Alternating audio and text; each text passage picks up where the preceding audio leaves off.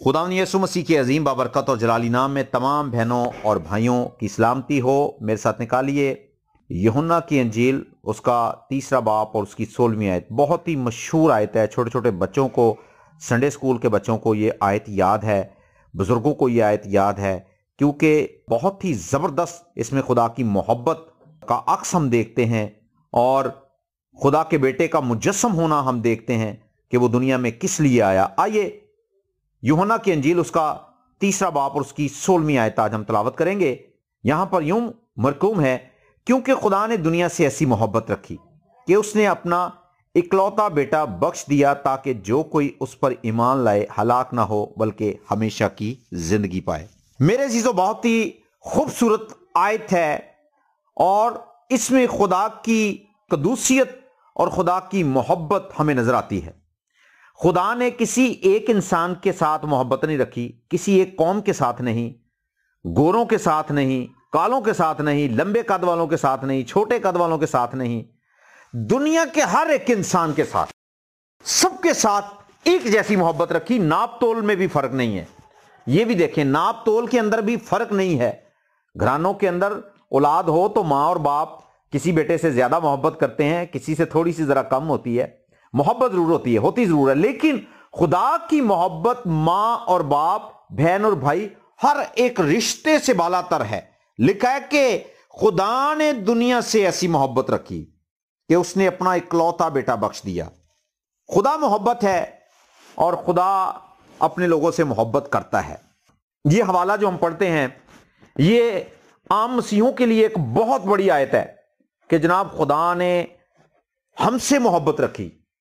लेकिन आप इसका एतमाद, आप इसका यकीन दूसरों को कैसे करवाएंगे कि खुदा आपसे भी मोहब्बत करता है? यानी आपका खुदा, वो शायद अपने खुदा को कोई और लक़ब देकर अपना खुदा जरूर कहते हों, लेकिन जिस खुदा को आप अपना खुदा कहते हैं, आप किस तरह से यह साबित करेंगे कि वो खुदा उनसे मोहब्बत रखता है?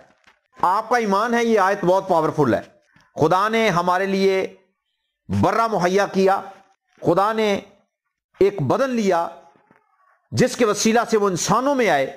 खुदावंद यीशु मसीह यानी खुदा का बेटा मेरे और आपके लिए मुजस्सम हुआ।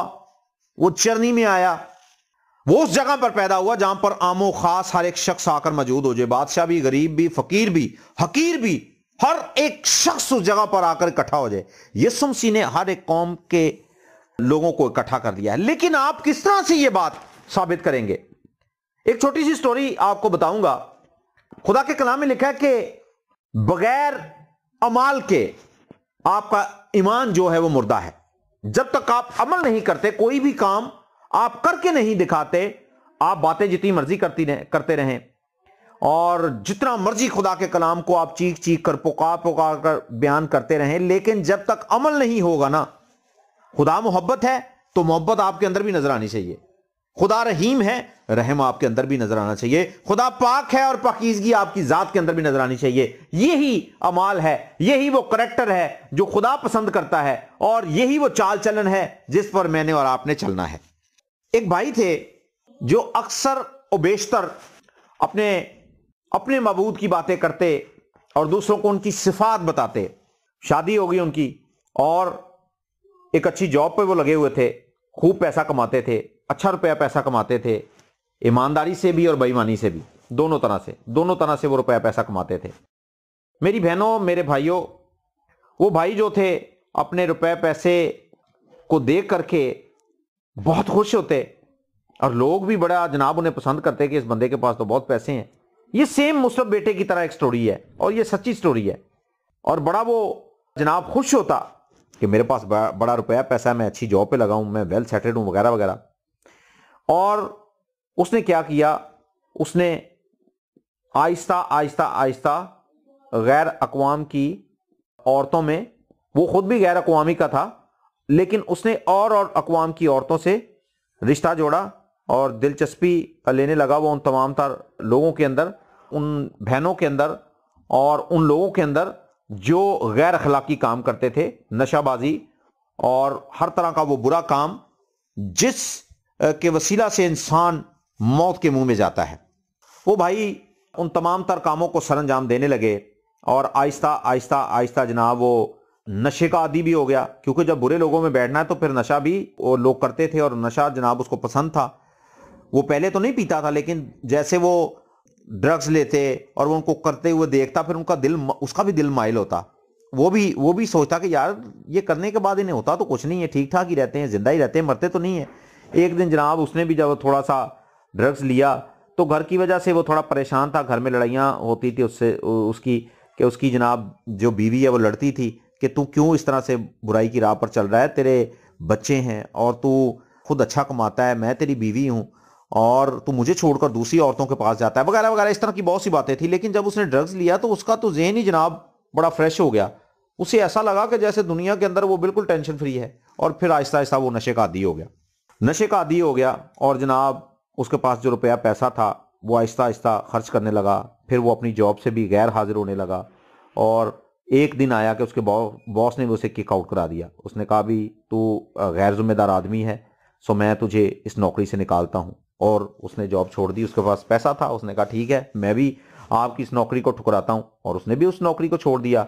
पैसा था जनाब कि उसे टिकने नहीं दे रहा था, और वो पैसा अपना नशेबाजी के अंदर उड़ाता रहा और बदकारी के अंदर उड़ाता रहा। और सेम जिस तरह से मुशर्रफ बेटा अपने बाप से अपना हिस्सा लेकर आ गया और उसने खूब अपना रुपया पैसा उन तमाम तर गैर औरतों के अंदर उड़ाया और बदकारी के अंदर, नशेबाजी के अंदर, इस भाई की सेम हालत ऐसी थी। इसकी बीवी इससे लड़ती झगड़ती, और आखिरकार एक दिन इसकी हालत इस तरह से हो गई कि इसके पास पैसा भी खत्म हो गया। अब जब इसके पास पैसा खत्म हो गया तो फिर ये उन लोगों को ढूंढे जो इससे रुपया पैसा ले लेके नशा करते थे, और वो औरतें जो इसके साथ अय्याशी किया करती थी, ये उनको ढूंढे, वो कोई नजर ना आए। पैसा था जेब में और हर तरफ इसको मायूसी नजर आने लगी। नशे की वजह से ये इस तरह से हो गया कि जैसे पागल लोग होते हैं। अपने घर में आता और कोई ना कोई चीज उठाता, जाके बेच आता। और इसकी बीवी इसके लिए बड़ी परेशान थी, बड़ी तकलीफ में थी, रोती थी, दुआएं करती थी। अब ये वो मौका था जहां पर इस शख्स को अपने घर का सहारा बनना था, लेकिन अब तो ये खुद हकीर हो चुका था। इसके बच्चों का स्कूल भी छूट चुका था और इसकी बीवी बेहद परेशान थी। तो वो लोग बजाय इसका सहारा बनते, वो लोग जनाब इसे किक आउट करा के तो खुद अपनी अपनी जिंदगी में मगन हो गए, क्योंकि वो फ्रॉडिये लोग थे और उनका काम यही था कि दूसरे लोगों को नशे पर लगाना, दूसरे लोगों का रुपया पैसा किसी ना किसी तरीके से उनकी पॉकेट से निकलवाना और अपनी जरूरतें पूरी करना। खैर इसी तरह से हुआ और वो अपना रुपया पैसा लेकर जनाब चले गए, क्योंकि वो ड्रग्स माफिया था, वो ड्रग्स बेचते थे, नशा बेचते थे। और अब इस शख्स की जिंदगी टोटल बर्बाद हो चुकी थी। इस शख्स की जिंदगी टोटल बर्बाद हो चुकी थी। इनके पड़ोस में एक मसीही शख्स रहता था। वो मसीही शख्स इनके घर रोज इनके घर से आवाजें आती और वो रोज इनके लिए दुआएं करता, रोज इनके लिए दुआएं करता। अब नौबत यहां आ गई थी कि घर के अंदर फाके पड़ने लग गए। उस भाई ने क्या किया, वो रोजाना उस बहन को और उनके बच्चों को रोटी देकर आता। जब वो रोटी देकर आया करता तो एक दिन वो शख्स जो नशा करता था, वो उसका शौहर घर में आ गया और उसने उस आदमी को बैठे हुए पाया। वो एक मसीही आदमी था और उसने कहा कि तू मेरे घर में क्या करता है। उसने कहा जी मैं तेरे बच्चों के लिए खाना लेकर आया हूँ और तेरी बीवी के लिए खाना लेकर आया हूँ। खैर वो खाना उसने भी खाया और अगले दिन जनाब जब उसने अपने घराने के अंदर शोर मचाया कि मुझे पैसे चाहिए नशा करने के लिए, तो उसकी बीवी के पास तो कुछ था नहीं। आखिरी उसके नाक के अंदर एक पिन थी जो वो उतार कर ले गया और उस पर उल्टा वो उस पर इल्ज़ाम लगाने लगा कि तू इस मर्द के साथ तेरे अच्छे ताल्लुकात नहीं है जो तेरे बच्चों को आकर खाना देता है, वो क्यों आकर खाना देता है। और ज़्यादा लड़ने लगा और ज़्यादा लड़ाइयाँ करने लगा, उसे मार पीट करने लगा और आखिर वो घर से चला गया।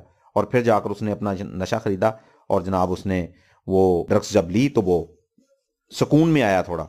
लेकिन वो शख्स जो मसीही था वो रोज़ाना उनके घर जाता, उसे यकीन दिलाता कि मेरी बहन, मेरा खुदा मुआफ़ करने पर कादिर है, मेरा खुदा बहाल करने पर कादिर है, वो हर चीज़ मुहैया करता है। जो उस पर ईमान लाता है वो उसे तन्हा नहीं छोड़ता। वो खुदा की ज़ात के बारे में बताता और ज़्यादा बताता। एक दिन वो खुदा यसू मसीह की तारीफ़ें कर रहा था, अपने खुदा की सफायत कर रहा था, और वो शख्स जो था ना, वो जो उस औरत का जो शौहर था, वो अचानक से घर में आ गया और वो छुपके ना उसकी बातें सुनने लगा। उसने कहा मैं सुनूं तो सही, आप आपस में बातें क्या करते हैं। खैर उस दिन वो अपनी सही हालत में था, कोई इतना ज़्यादा वो नहीं था कि भाई उसको कोई नशे की जरूरत थी, या वो खुदा की तरफ से एक ऐसा प्लान बना कि वो शख्स आया, उसने कहा भी खुदा मोहब्बत है, खुदा प्यार है। उसने यही आयत उसे सुनाई। उसने कहा जी हमारी अंजील मुकद्दस के अंदर लिखा हुआ है, यूहन्ना की अंजील उसका 3 बाब और उसकी 16वीं आयत, क्योंकि खुदा ने दुनिया से ऐसी मोहब्बत रखी कि उसने अपना इकलौता बेटा बख्श दिया ताकि जो कोई उस पर ईमान लाए हलाक ना हो बल्कि हमेशा की जिंदगी पाए। वो शख्स दौड़ा दौड़ा आया, आकर उसने उसका गिरेबान पकड़ लिया। उसने कहा मुझे हमेशा की जिंदगी की जरूरत है, मैं बचना चाहता हूं, मैं नहीं मरना चाहता। बुला अपने खुदा को ताकि वो मुझे शिफा दे, ताकि वो मुझे इन तमाम तर बीमारियों से आजाद करे, क्योंकि मेरी जिंदगी खोखली हो चुकी है। और उसकी औरत भी बड़ी हैरान हुई कि ये अचानक कहां से आ कूदा, और उसने ये बात किस तरह से इसने जान ली इतनी बातें। ये तो शुरू स्टार्ट की बातें थी, इतनी देर से ये हमारी बातें सुन रहा था। और वो शख्स जो दुआ करता था वो ज़ारो कतार अपने खुदावंद के सामने रोने लगा। दाऊद की मानिंद उसने पुकारा कि खुदावंद मेरे आंसू पूछते हैं कि तेरा खुदा कहां है। ओ खुदा तो अपनी कुदरत को जारी कर, इस भाई को बरकत दे, इस पर रहम कर। और उस भाई की तबीयत अगले दिन बहुत ज्यादा खराब होगी उसी नशई की। और वो बहन भागी भागी उस भाई के घर में आई है। उसने आके कहा कि प्लीज़ आपकी मेहरबानी है पादी साहब, आप मेरे शौहर को हॉस्पिटल लेकर चलें, उनकी हालत बहुत ख़राब है। खैर वो जनाब उस भाई को उन्होंने लिया और लेकर उठाकर वो जनाब अपनी कन्वेंस थी उनके पास जो भी, वो उससे लेकर हॉस्पिटल चले गए। उस भाई को उन्होंने एडमिट करवा दिया वहाँ पे जनाब उन्होंने दाखिल कर लिया। तो सबसे पहले उन्होंने पूछा कि ये कौन कौन सा नशा करते हैं। वो खैर उन्हें नहीं पता था, उनकी मिसेस ने आके बताया कि ये फलां फलां काम इस तरह से करता है। अब हॉस्पिटल का खर्चा शुरू हो गया। वो भाई बेचारा मेहनत करता, अपने घर को भी देखता और जो कुछ थोड़ा बहुत बचता वो लाकर उनको भी देता। उनकी मेडिसिन का खर्चा, उनके घर की देखभाल, सब कुछ वो करता रहा। और चंद माह के बाद वो आदमी ठीक हो गया। जब वो ठीक हो गया तो वो अपनी बीवी से पूछता कि वो भाई कहाँ है। उसने कहा जी कौन सा भाई। उसने कहा जी वो जो हमारे घर दुआ करने आता है। कह रही वो शाम को जरूर आएंगे, वो रोज आपके लिए दुआ करते हैं, वो बस आपके सामने नहीं आ रहे थे, आते रोज हैं। कह रहा मैं उनसे मिलना चाहता हूँ। तो मेरे चीज़ों जब वो शाम को आया तो वो आदमी अपने बिस्तर से उठा और उसके गले लगकर ज़ारो कतार रोने लगा, ज़ारो कतार रोने लगा। उसने कहा मैं तेरे खुदा पर ईमान लेकर आता हूं, मैं तेरे खुदा पर इत्मीनान रखता हूं कि तेरा खुदा जरूर मोहब्बत करता होगा, क्योंकि मैंने इन अयाम के अंदर अपनों को देखा, अपने करीबी लोगों को देखा, अपने बहन और भाइयों को देखा, आस पड़ोस के लोगों को देखा, लेकिन कोई मेरी मदद के लिए ना आया सिवाय तेरे, क्योंकि तेरा खुदा मोहब्बत है और तेरे अंदर जो मोहब्बत है वो जाहिर करती है कि तेरा खुदा हकीकत में मोहब्बत करता है। आज मेरे अजीजों हम मोहब्बत करते हैं, लेकिन क्या हमारी जिंदगी इस तरह के लोगों में खर्च होती है? क्या हमारी जिंदगी इस तरह की खुशियां बांटती है? क्या हम उस तालीम पर चलते हैं जो खुदा ने हमें दी है, अपने पड़ोसी से अपनी मानिंद मोहब्बत रख। मेरे अजीजों इकलौता बेटा इसलिए आया ताकि अबलीस के कामों को मिटाए। इकलौता बेटा इसलिए आया ताकि हम अपनी जिंदगी की फिक्र छोड़कर दूसरों की फिक्र करें, क्योंकि आपकी फिक्र तो बराह रास्त खुदा करता है। और यह जिम्मेदारी खुदावंद ने आपको और मुझे दी है कि हम जनाब दूसरों की फिक्र करें। आज हम खुद क्रिसमस मनाते हैं, खुद जनाब शादमान होते हैं, खुद अच्छे कपड़े पहनते हैं, खुद जनाब अच्छी रोटी खाते हैं, अच्छा सालन खाते हैं और अच्छी स्वीट डिश बनाते हैं। अपनों के लिए, उन लोगों के लिए बेहतरीन गिफ्ट लेकर जाते हैं, कोई हर्ज नहीं, कोई बुरी बात नहीं। लेकिन आप उन लोगों को भी याद रखिए जो मुसीबत में है, जो कर्म में है, जिनको सहारे की जरूरत है। खुदावंद ने इस लायक आपको बनाया कि आप इस जमीन पर दूसरों के लिए सहारा बने। अगर आपके पास 100 है उसमें से 10 रुपए आप जरूर दूसरों के लिए खर्च करें। आपके पास 1000 है आप दूसरों के लिए 100 रुपया जरूर खर्च करें। आपके पास लाखों हैं तो उसमें से कुछ हजार आप उन लोगों के लिए जरूर खर्च करें जो मदद के हकदार हैं, जो अपनी नजरें उठाकर देखते हैं, सहारा ढूंढते हैं जमीन पर कि कोई आए और हमारे लिए कोई ना कोई ऐसा बंदोबस्त करे। आप अपने खुदा की सिफ्त करते हैं कि खुदा भला है और उसकी शफकत अब्दी और उसकी वफादारी पुश्त दर पुश्त कायम रहती है, तो कैसे कोई उस पर ईमान लेकर आएगा? अमल करके तो दिखाएं, किसी को सहारा तो दें, किसी की मुसीबत में उसके साथ तो खड़े हों, किसी की बीमारी में उसके लिए दवाई दारू तो बने। हमेशा मेरे अजीजों हम अपने खुदा की तारीफ जरूर करते हैं, लेकिन अगर हम उसके साथ अमल भी करेंगे तो याद रखिए आपका सुनाया हुआ कलाम, आपका दिया हुआ पैगाम दूसरों की जिंदगियों में घर करेगा, जड़ पकड़ेगा और लोग आपके खुदा पर ईमान लेकर आएंगे। Hallelujah, praise the Lord. क्योंकि खुदा ने दुनिया से ऐसी मोहब्बत रखी कि उसने अपना इकलौता बेटा बख्श दिया, ताकि जो कोई उस पर ईमान लाए, उसे बताएं, उन्हें बताएं लोगों को जाकर, दुखी लोगों को, कि खुदा का बेटा किस लिए जाहिर हुआ। चलने की हद तक उसे मत रखें, उसे सलीब का पैगाम दें। बहुत से लोग चरनी की सफायत करते हैं, बेचरनी में यीशु मसीह इसलिए आया ताकि वो सलीब पर कुर्बान हो, उसने अपना लहू बहाया ताकि हर शख्स हमेशा की जिंदगी पाए। मेरी बहनों, मेरे भाइयों, खुदा आपको हमेशा की जिंदगी देना चाहता है, लेकिन क्या आप हमेशा की जिंदगी पाना चाहते हैं? कोई नहीं मरना चाहता, किसी का दिल नहीं करता मरने को। मरना तो बड़ी दूर की बात, किसी का दिल तो बीमार होने को नहीं करता, क्योंकि उन्हें पता है बीमारी के बाद सीधी मौत ही मिलती है। बीमार होने के लिए राजी नहीं है, अपनी तकलीफ बर्दाश्त नहीं है, दवाइयां खाएंगे, कुछ ना कुछ करेंगे। क्यों? हमें सुकून मिल जाए, हम किसी ना किसी तरह से सेफ हो जाए। बच्चों के लिए भी जिंदगी की दुआ है, बुजुर्गों के लिए भी जिंदगी की दुआ है, और अपने बहन और भाइयों के लिए भी जिंदगी की दुआ है।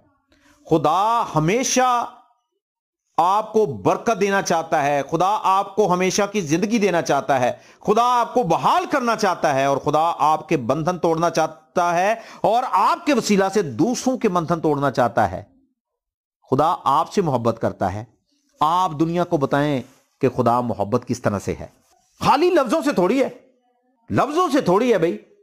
आप अपनी औलाद से कहते रहे मैं तेरे नाल बड़ा प्यार करना, मैं तेरे नाल बड़ी मोहब्बत करना, ना आप उसे रोटी ला कर दें, ना उसे आप कपड़ा ला के दें, ना उसकी एजुकेशन का ख्याल रखें, ना उसे तहजीब दें, ना उसे यीशु मसीह के करीब लेकर आए, तो ये कौन सी मोहब्बत है? शक्लो सूरत की मोहब्बत है। ओ मेरा प्यारा बच्चा, ओ मेरी प्यारी बेटी। ओ भाई, ये चीजें कोई मोहब्बत का साइन नहीं है। मोहब्बत का साइन ये है कि आप अपनों के लिए मेहनत करें, अपनों को उनकी तमाम तरह जरूरियात की चीजें मुहैया करें। यही मोहब्बत है वालिदैन की। लेकिन मसीह के लोग होते हुए यही मोहब्बत आपने दूसरों के लिए भी दिखानी है। क्रिसमस का यही पैगाम है, मसीह के जी उठने का भी यही पैगाम है, मसीह के मसलूब होने का भी यही पैगाम है, क्योंकि खुदा ने दुनिया से ऐसी मोहब्बत रखी। दुनिया को तो आपने बताना है कि यीशु मसीह किस लिए जमीन पर पैदा हुए। चरनी का पैगाम, सलीब का पैगाम आपके मुंह से तब बाबरकत होगा जब आपके अंदर मसीह की तालीम काम कर रही होगी। दूसरों को माफ करना, दूसरों से प्यार करना, दूसरों से सुलह करना, और हमेशा दूसरों के बारे में भलाई की बातें करना। मेरे अजीजों, जब तक हम अमली तौर पर इस जमीन पर काम नहीं करेंगे, मेरे और आपके मुंह की बातें बिल्कुल बेमकसद और बेमानी खोखलेपन का यह साइन है। ठनठनाता हुआ पीतल और झंझनाती झांझ है, खाली बर्तन की तरह हैं हम। मैं हूं बेफल शजर की तरह, खाली खाली अबर की तरह। ना फल पे दरख्त है, ना अबर में पानी है, लेकिन जुबान पर यही है, हालेलुया हालेलुया हालेलुया। मेरे अजीजों, लाजिम है कि हम इस जमीन पर रहते हुए लोगों को मसीह के करीब लेकर आए, लोगों को मसीह के करीब लेकर आए, लोगों को खुदा की मोहब्बत से वाकिफ करवाएं। बड़े लोग हैं, बहुत लोग हैं आपके दाएं बाएं, आपके खानदान में, आपके घराने के अंदर ही बड़े हैं, दूसरों को बड़ा कलाम सुनाते हैं। घर के अंदर ना भाई उस तरह से खुदा की राह पर चल रहा है, ना बहन खुदा की राह पे उस तरह चल रही है। भाई अदालत तो घर से शुरू होनी है, शुरू कर दें, अपने घर ही से काम शुरू करें।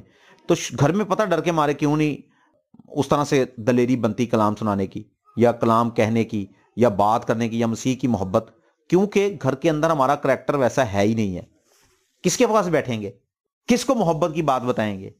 मेरे अजीजों, लाजमी है कि हम मसीह की मोहब्बत को बांटें, खुदा की मोहब्बत को बांटें।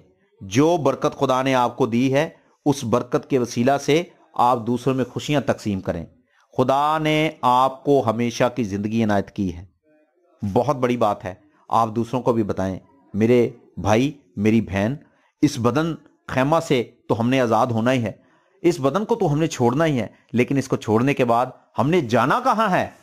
आइए मैं उसके बारे में आपको बताऊं। खुदा ने दुनिया से ऐसी मोहब्बत रखी कि उसने अपना इकलौता बेटा बख्श दिया, ताकि जो कोई उस पर ईमान लाए हलाक ना हो, बल्कि हमेशा की जिंदगी पाए। God bless you all.